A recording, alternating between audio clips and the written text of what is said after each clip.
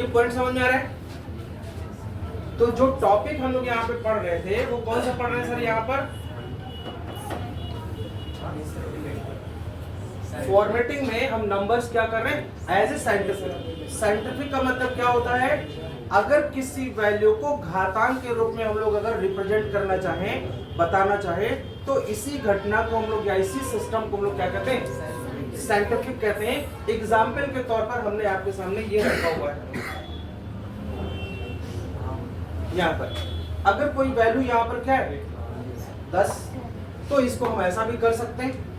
अगर साइंटिफिक करेंगे सर तो ये इसके बजाय किस रूप में आएगी? 1.0 ई। ई का मतलब क्या हो रहा है? एक्सपोनेंशियल। E for exponential. ठीक, तो यहां पर ये वैल्यू क्या इस वैल्यू में जो बदल रही है आपको समझ में आ रहा है? क्यों आ जाए? उज्जवल, यहाँ पे जितने भी लोग हैं क्या आपको आइडिया लग रही है? ये जो वैल्यू हम लोग चेंज कर रहे हैं यहाँ पर, अगर ये 100 है तो इसको ऐसा लिख सकते हैं, बट हमारा जो एक्सपोनेंशियल साइंटिफिक फॉर्मेट है वो इस तरीके से आएगा। इसको हम ऐसा लिख सकते हैं, इसको ऐसा लिख सकते हैं, सर ये ऐसा लिख सकते हैं। और इस वैल्यू को देखिए, इसको इसने कैसे किया है? 5.7 ई और प्लस 0.4, क्योंकि यहाँ पे इसने 10,000 से भाग दे रखा है ना। समझ में? हाँ अनुपम कुछ कह रहे थे आप, बताइए। ये पॉइंट अगर आपसे कोई पूछता है कि हम एक्सेल में साइंटिफिक फॉर्मेट के बारे में जानकारी करना चाहते हैं तो क्या आप किसी को बता सकते हैं, समझा सकते हैं? अगर आप ऐसा कर पाए तो ये टॉपिक समझ में आ रहा है। अदरवाइज ये टॉपिक आपका क्या होगा? बाउंस कर जाएगा। सीधा सा फंडा इसमें यह है कि जो भी वैल्यू लिखी गई है वो दशमलव के 1 अंक तक लेगा। तो इसको अगर हम कहीं पर 10 लिखें तो 1 गुणे 10 तो लिख सकते हैं। तो 1 तो अपने आप यहाँ पे हो गया। जो 10 है, 10 को हम पावर में अगर ले जाना चाहें तो कैसे करेंगे? रेज़ टू द पावर 1, और इसी 1 को 1 किस रूप में ले आता है? सर यहाँ पे ई के फॉर्म में लाते हैं, जो कि हमारे कंप्यूटर में ऐसा बनाने की व्यवस्था नहीं है। ऐसा यानी ये इस तरीके से ऊपर नहीं जाएगा, क्योंकि सेल हमारी क्या होती है? सीधी होती है। तो इसमें वैल्यू किस रूप में आती है? ई के फॉर्म में। यानी जो आप घात के रूप में यूज करते हैं वही एक्सपोनेंशियल का मतलब कि मैंने आपको क्या समझाया? घातांक। घात के रूप में मतलब कोई वैल्यू आपकी ऊपर जब जाती है तो यहां पर भी ये चीज, जैसे ये 10 घात 2 यानी 100 है, तो 100 को हम इस तरीके से लिख सकते हैं 0.2।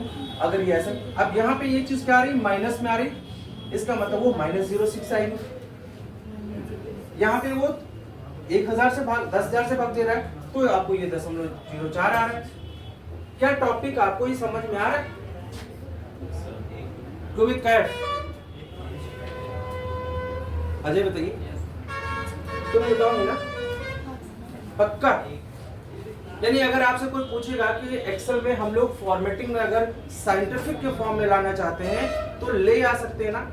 आप अगर कभी किसी कैलकुलेटर में कोई आप काम करेंगे तो कैलकुलेटर में भी वैल्यू ऐसे लिखती है कभी कभी, तो आप वहां घबराए नहीं। कैलकुलेटर में भी वो क्या कर रहा है? इसका पर्पस क्या है? What is the purpose? इसका मतलब है कि बड़ी सी बड़ी संख्या जो होती है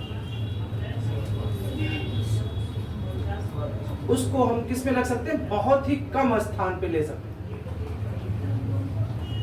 रखा जा सकता है,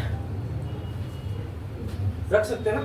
जैसे हम यहाँ पर कई अरब लिखते हैं, जैसे ये पॉइंट है हमारे पास, अगर हम यहाँ पर कोई ऐसा रख देते,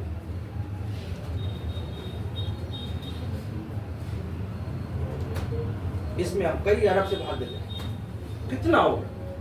इकाई, दहाई, सैकड़ा, आप गिनते जाइए सर। इस संख्या में किसमें? 6657 में देखिए, इकाई, दहाई, सैकड़ा, हजार, 10,000, लाख, 10 लाख, करोड़, अरब, खरब जो भी हो जाए, है ना। यानी इतना बड़ी संख्या में आप जैसे ही एंटर करेंगे you will get the result. कितना है सर? 8.7 माइनस 14,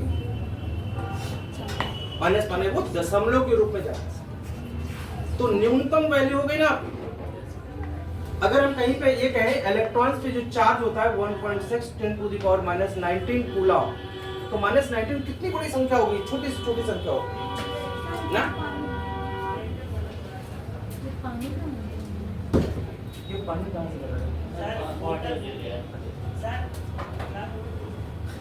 क्या ये पॉइंट समझ में आया आपको, है ना? तो साइंटिफिक आई थिंक समझ में आ गया होगा आपको। इसको आगे बढ़ाया जाए, ठीक। तो आज जो टॉपिक हमने अभी यहाँ पे लिया था सर आपके सामने, इसमें ये जो पॉइंट है,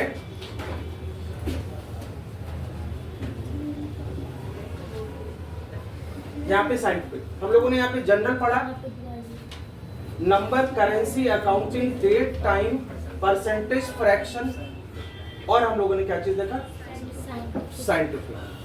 तो क्या ये सारे नंबर्स की फॉर्मेटिंग आप कर सकते हैं? पक्का है ना। यानी हम लोग इसको किसी को भी बता सकते हैं ना भाई। क्या आप, अगर आपसे कहा जाए कोई आपके जो जूनियर बच्चे हैं, अगर उनको आपको एक्सप्लेन करना हो तो कर लेंगे, क्योंकि उज्जवल आएगा। ठीक है, आज का टॉपिक यहीं पे हम लोग खत्म करेंगे, ठीक है ना।